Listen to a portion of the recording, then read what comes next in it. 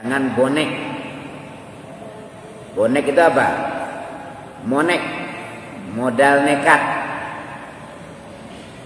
Ibadah nggak boleh modal nekat. Pulang kampung aja modal nekat, sengsara di perjalanan. Ya, dia orang zikir la ilaha illallah, geleng-geleng kepala, kita ikut-ikut geleng kepala. Akhirnya apa? Ya kalau nggak kena penyakit asam urat, nanti geleng nggak bisa balik.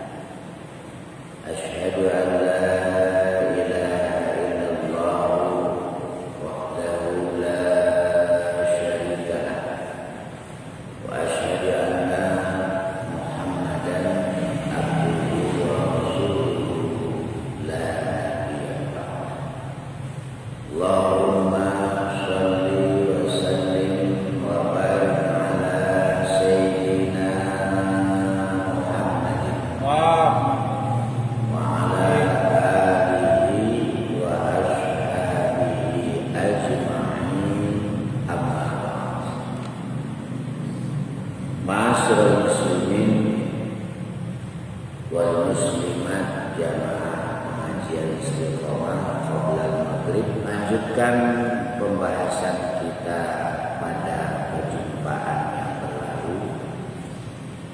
Bismillahirrahmanirrahim. As-sababus tsani ayat yural abdu bi ainil i'tibar fi malakutis samawati wal ardh wa ma basallahu fiha min ajaibil masnu'ati wa badi'il mukawwanati wa ila ifadatil yaqin al-isyaratu bi qouli ta'ala sanurihim ayatina fil afaqi wa fi anfusihim hatta yatabayyana lahum annahul haq. Bismillahirrahmanirrahim. As-sababus tsani, adapun sebab yang kedua untuk mendapatkan keyakinan yang lurus dan kuat. Ayat zura adalah hendak melihat siapa al-abdu hamba bi'ainil iktibari, dengan penglihatan mengambil iktibar, mengambil pelajaran. Fi malakutis samawati, di dalam kerajaan tujuh langit, wal ardi, dan tujuh. Jadi pada perjumpaan berlalu dengan telinga, artinya mendengarkan ayat-ayat Allah. Jadi apa yang didengarkan telinga itu sampai ke hati. Kalau yang baik masuk lewat telinga, maka akan menjadi obat dan nur di dalam hati. Tetapi sebaliknya, kalau yang buruk, yang berbau maksiat, yang masuk ke telinga, maka itu akan menjadi penyakit dan zulumat, kegelapan di dalam hati. Makanya hati-hati dengan menggunakan pendengaran. Nah, sekarang penglihatan. Wama, dan perkara basa yang menyebar siapa Allah fiha, di dalam menuju kerajaan langit dan bumi.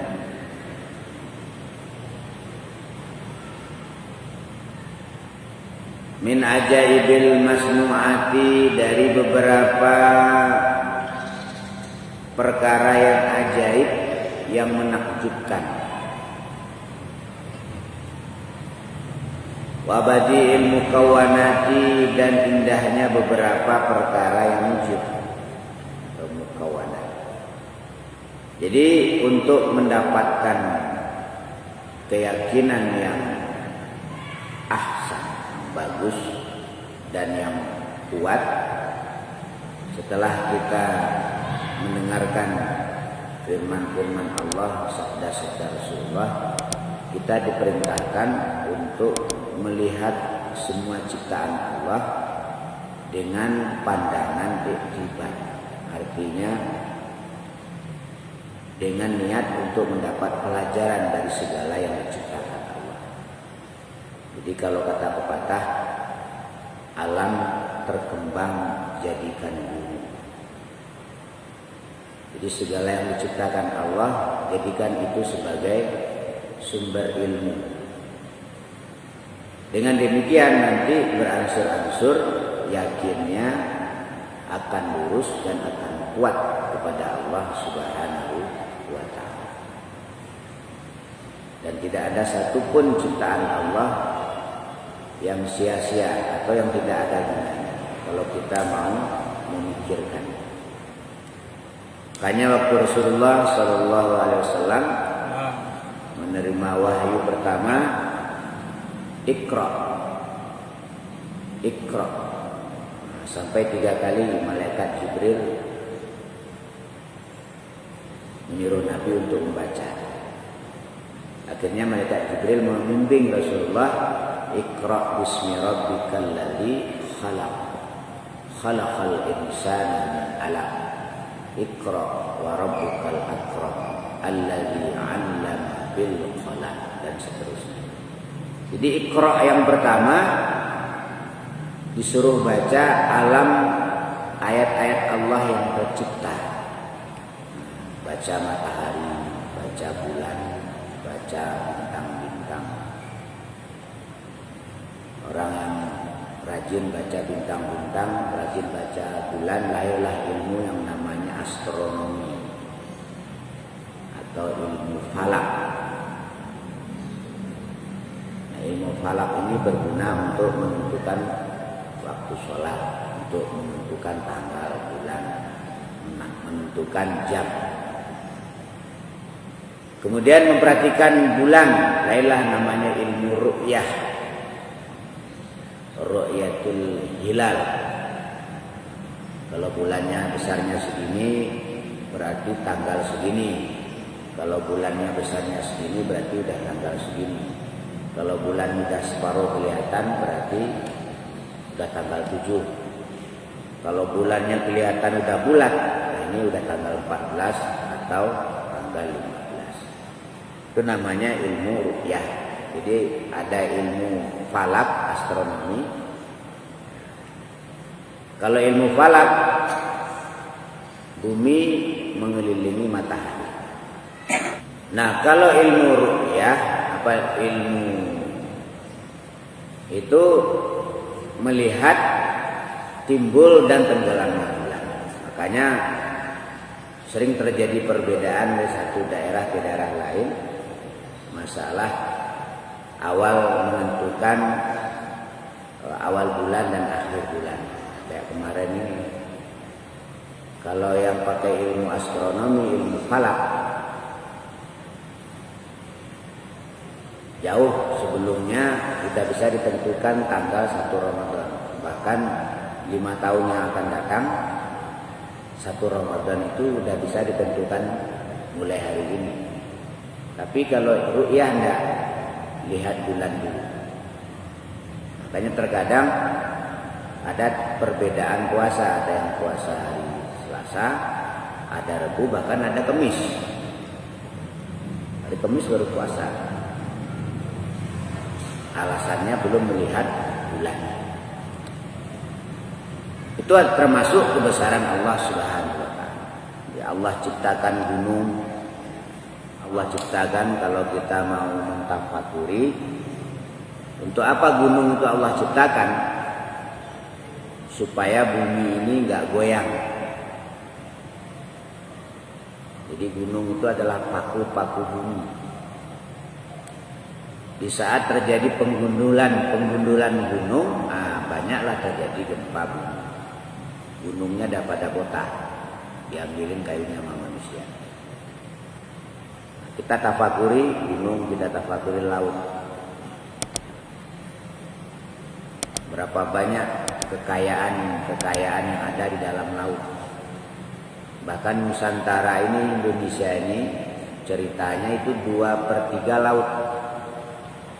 Hanya 1/3 daratan.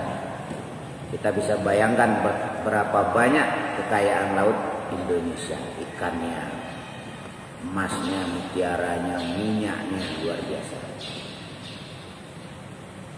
Ini kita tafakuri, insya Allah nanti akan menambah lurusnya, bagusnya yakin, dan kuatnya yakin.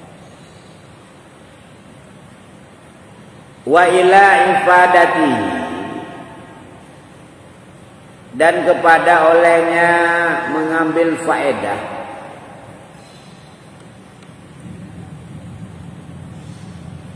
Asbabus sani,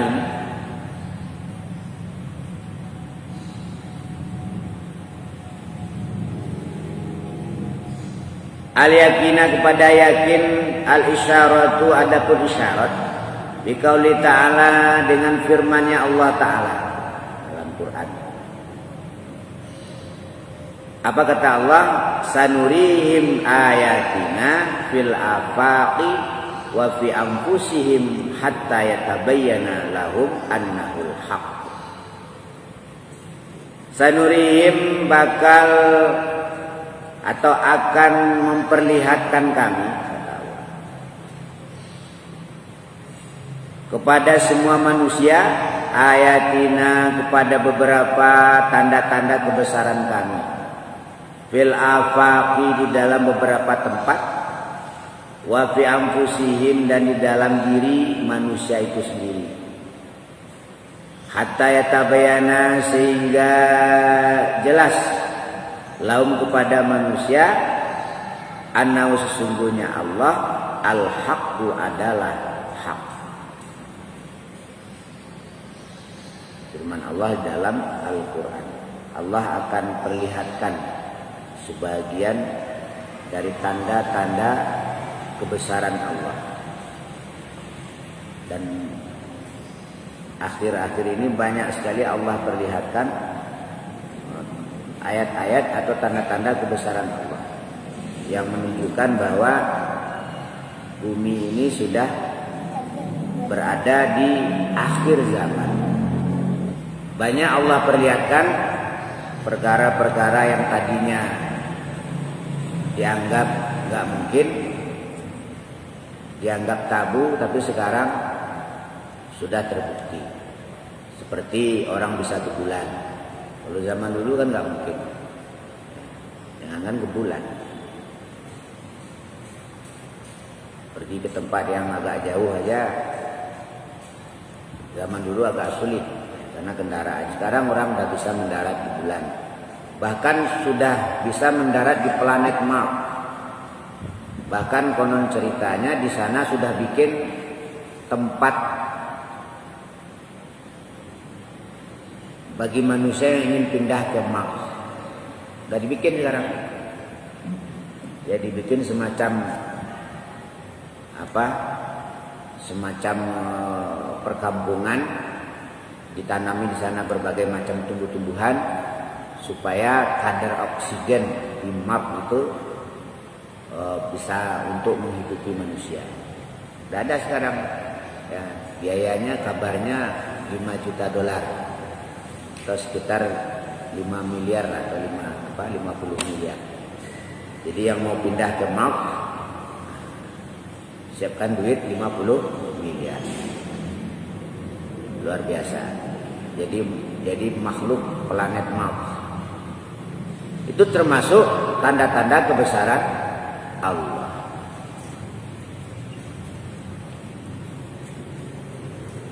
fil afaqi wa fi anfusihim.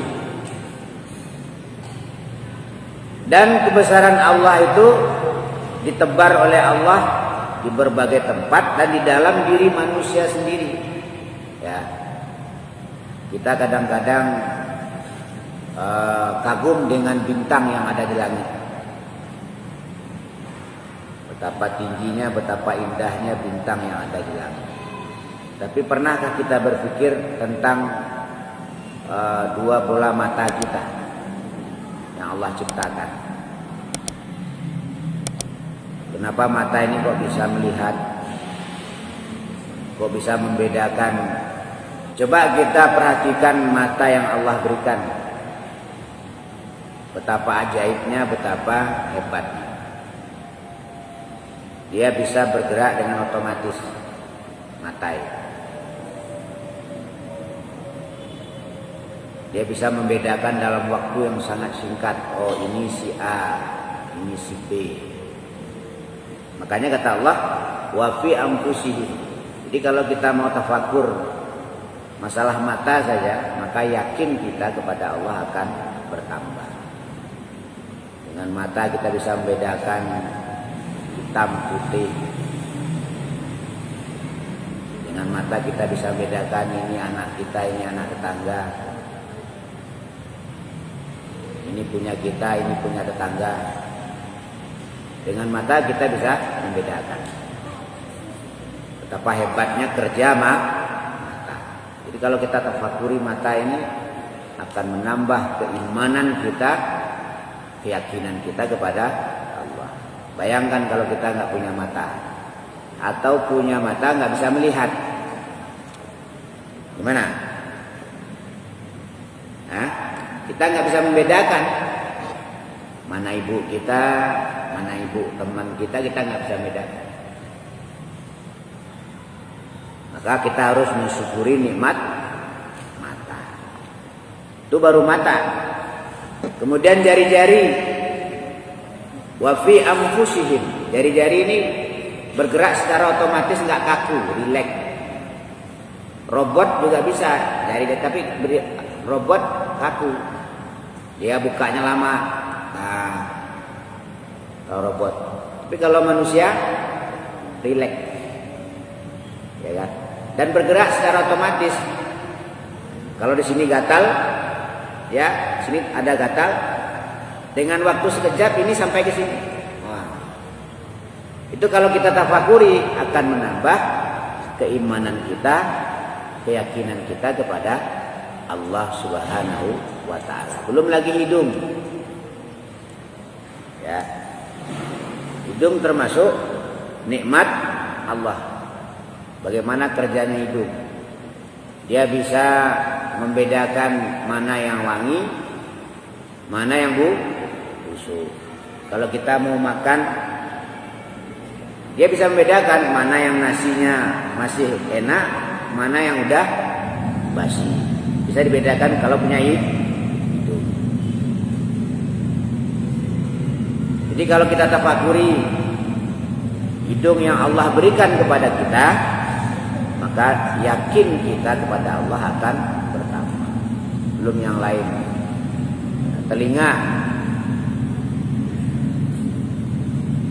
Telinga untuk membedakan bunyi. Jadi Allah Subhanahu wa ta'ala beri kita telinga. Supaya, untuk apa gunanya telinga? Supaya kita bisa mendengarkan perintah Allah untuk kita laksanakan, mendengarkan larangan Allah untuk kita tinggalkan. Jadi kalau kita diperintah oleh Allah lalu kita laksanakan, berarti telinga kita berfungsi dengan baik. Kalau kita dilarang oleh Allah lalu kita tinggalkan, berarti telinga kita berfungsi dengan baik. Tapi kalau Allah perintah ya, tidak kita lakukan, berarti telinganya itu percuma, nggak ada gunanya. Tidak ubahnya seperti telinga sapi. Sapi juga punya telinga. Nah, sapi itu dibilangin nggak dibilangin tidak ada efek. Misalnya ada sapi nih, suruh, sapi, sholat. Kira-kira sapinya gimana? Hah? Sapi punya telinga nggak? Sapi punya telinga, bahkan lebih lebar telinga sapi. Coba suruh sapi sholat, sholat nggak sapi? Berarti bagi sapi punya telinga nggak punya telinga sama aja. Dia tidak merespon perintah Allah Subhanahu wa Ta'ala. Jadi kalau kita pikirkan wa fi anfusihim hatta yatabayyana lahum annahul haq, sehingga jelas lahum bagi manusia annahu sesungguhnya Allah al-haqqu adalah zat yang hak, maka akan bertambah ketaatannya kepada Allah. Kalau orang nggak punya telinga, ya telinganya cuma hajangan doang, antara diperintah dan dilarang baginya sama aja. Asalisu ayamala ala muqtada ma amana bi zahiran wa batinan wa yastamirra fi zalika wa yubdhil al istita'ata fi ma hunalika wa ila ifadatil isyaratu bi qouli ta'ala walladzina jahadu fina linahdiyannahum subulana. Asalisu, adapun yang ketiga, untuk menambah keyakinan, untuk supaya yakinnya itu benar. Kadang ada orang yakin tapi keliru, yakinnya kuat tapi keliru. Ada orang yakinnya lemah, ya, tapi benar, tapi nggak begitu yakin dia. Benar yang dia yakini, tapi tidak begitu ya. Ada orang yang yakinnya kuat, tapi keliru. Nah, supaya yakin tadi benar, lurus, bagus dan kuat.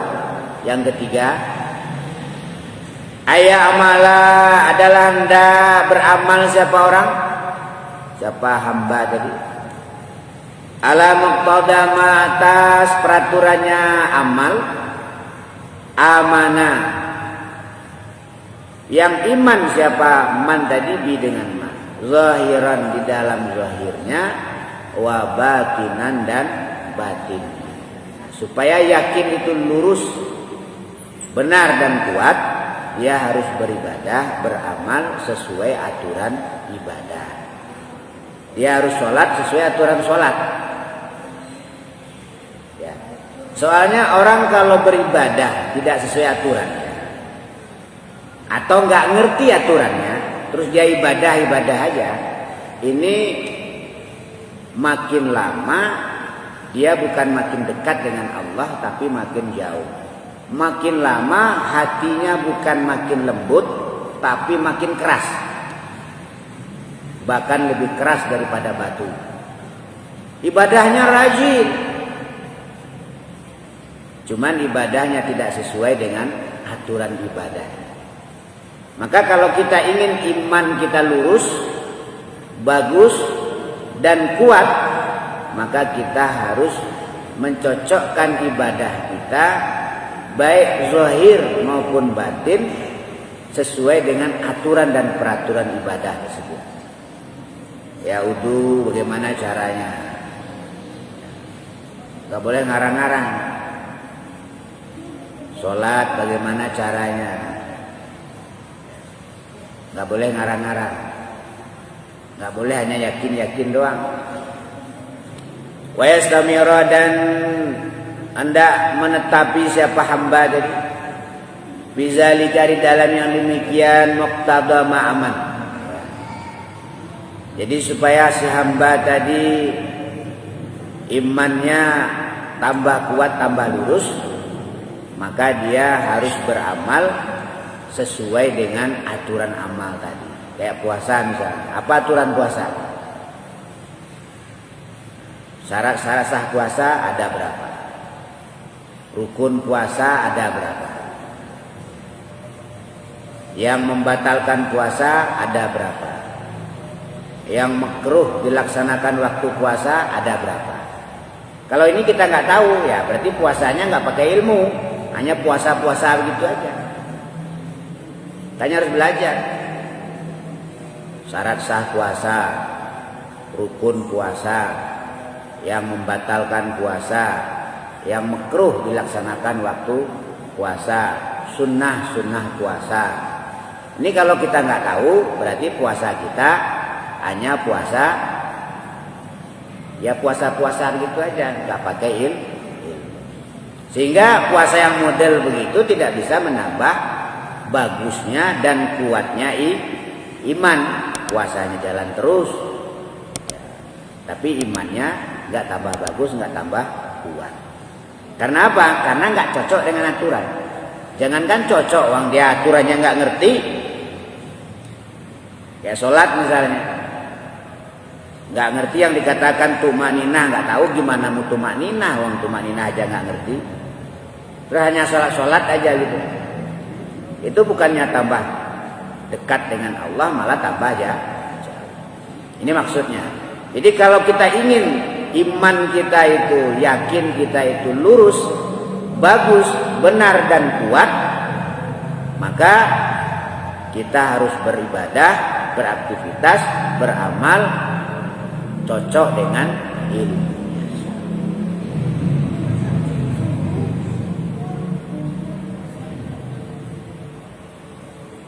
Wa yubzila, dan mengeluarkan siapa hamba al-istita'ata, kepada semua kemampuannya, bima, di dalam perkara, unalika, yang ada di dalam muqtadama man amadadi. Ya. Dan seorang hamba tadi kalau ingin imannya lurus, benar dan kuat, maka dia harus berusaha sekuat kemampuannya untuk mengilmui semua ibadah.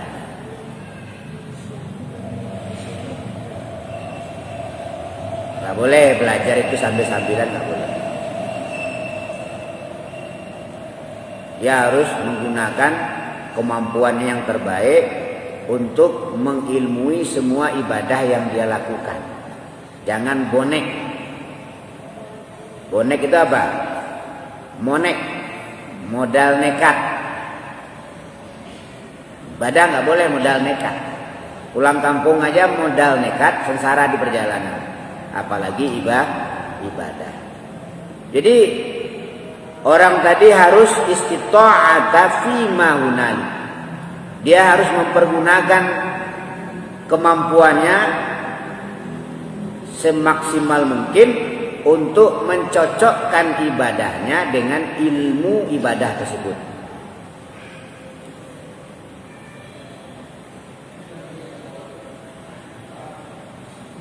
Kalau enggak, tambah banyak ibadahnya, tambah keras hati.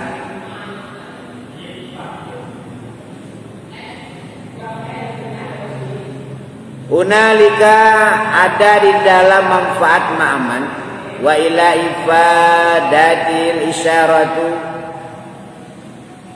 dan kepada olehnya memberi isyarat, kepada contoh yang ketiga tadi, biqauli ta'ala, dengan firman Allah Ta'ala. Ini dasarnya Qur'annya. Wallazina, dan orang-orang jahadu, yang pada bersungguh-sungguh, siapa allazina, fina, di dalam kami, lanahdiyannahum, maka sungguh-sungguh akan menunjukkan kami kepada allazina subulana, jalan kami.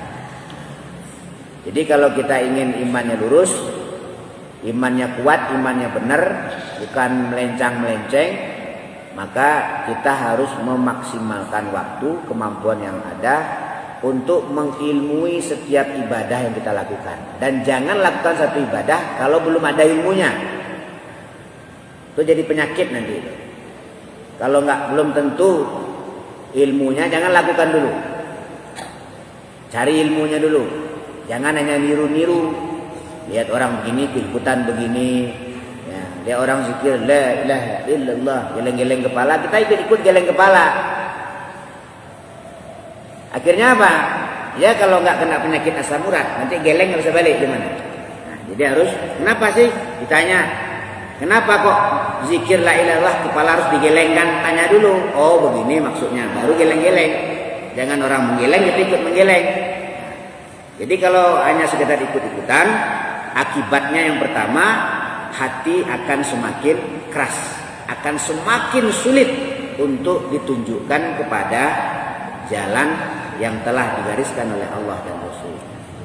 Wa min samaratil yakin asukunu ila wa'dillahi wasiqatu bidhamanillahi wal iqbalu bikunhil himmati 'ala Allah wa tarku ma min sya'ni ay yushghila 'anillahi ta'ala wa ruju'u fi kulli halin ila Allah wa istighraqut taqati fi ibtigha'i mardatillah. Terus kalau seseorang yakinnya sudah bagus, sudah benar, dan sudah kuat. Jadi bagus, benar, kuat. Yang repot itu salah, kuat. Ini repot ini. Jadi setan nanti itu. Dia salah tapi kuat keyakinannya, repot itu. Harusnya bagus, benar, kuat. Masih mendingan benar lemah daripada salah kuat. Kalau benar lemah bisa ditambah wattnya, bisa nanti benar kuat. Yang repot salah, nggak benar, terus ngotot. Nah, ini repot ini yang model begini. Wa min samaratil yakin, dan setengah dari buahnya yakin. Jadi orang itu kalau yakinnya udah lurus, benar, kuat, apa sih buahnya? Asukunu pertama tenang. Ila wa'dillahi kepada janjinya Allah. Jadi orang tanda-tandanya orang udah yakin itu dia tenang dengan janjinya Allah. Dia percaya betul kepada Allah. Apa kata Allah? Wa may yattaqillaha yaj'al lahu makhraja wa yarzuqhu min haitsu la yahtasib. Jadi dia tunggu janji Allah itu di depan pintu. Itu orang yakin.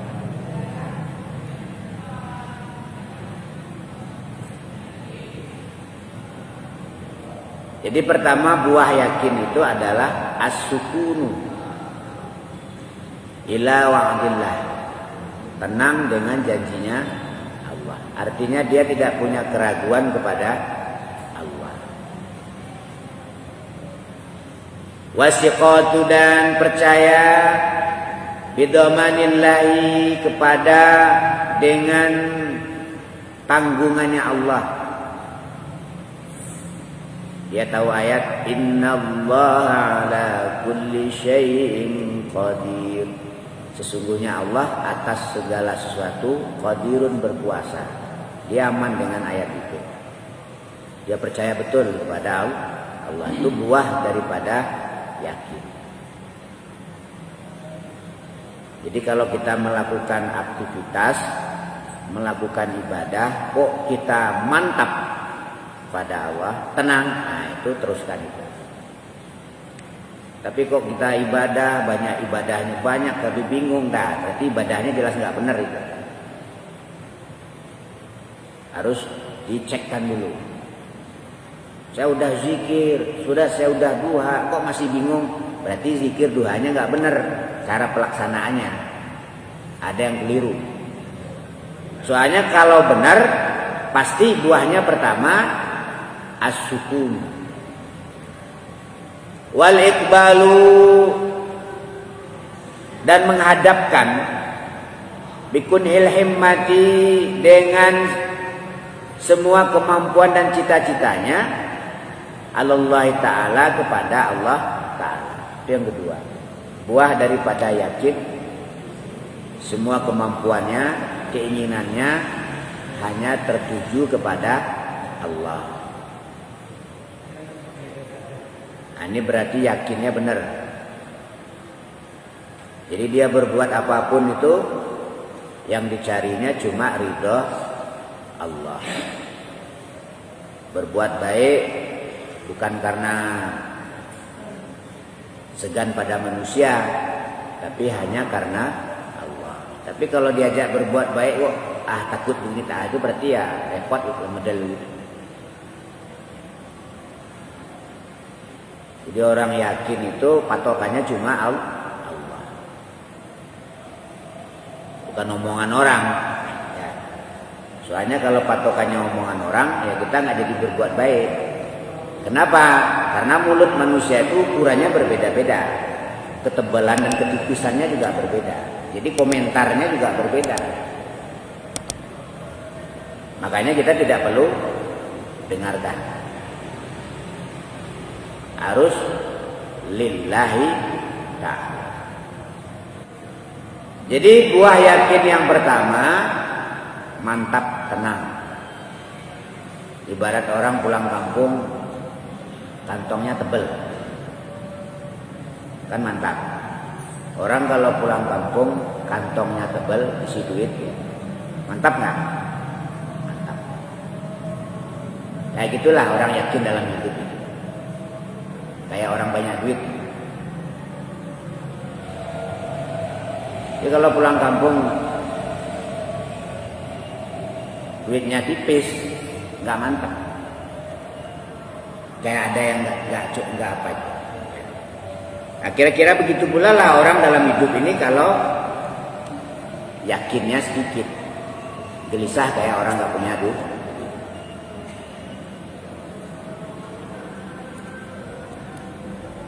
Hanya saja kalau banyak duit itu pulang kampung ke dunia, pulang kampung dunia kayak pulang ke Sumatera, mantap. Tapi nanti kalau pulang kampung yang sesungguhnya itu duit udah nggak berfungsi. Ya, yakin. Bagaimana sih semangatnya orang pulang kampung kalau duitnya banyak? Nah, seperti itulah semangatnya orang mati nanti mau mati kalau yakinnya kuat dan benar. Nah, bagaimana sih khawatirnya, takutnya orang pulang kampung nggak punya duit? Apalagi di kampung juga ditunggu sama orang mau nagih utang, misalnya mau pulang bingung. Nah, kayak begitulah gambarannya orang mati besok yang imannya tipis. Insyaallah kita lanjutkan pada perjumpaan selanjutnya.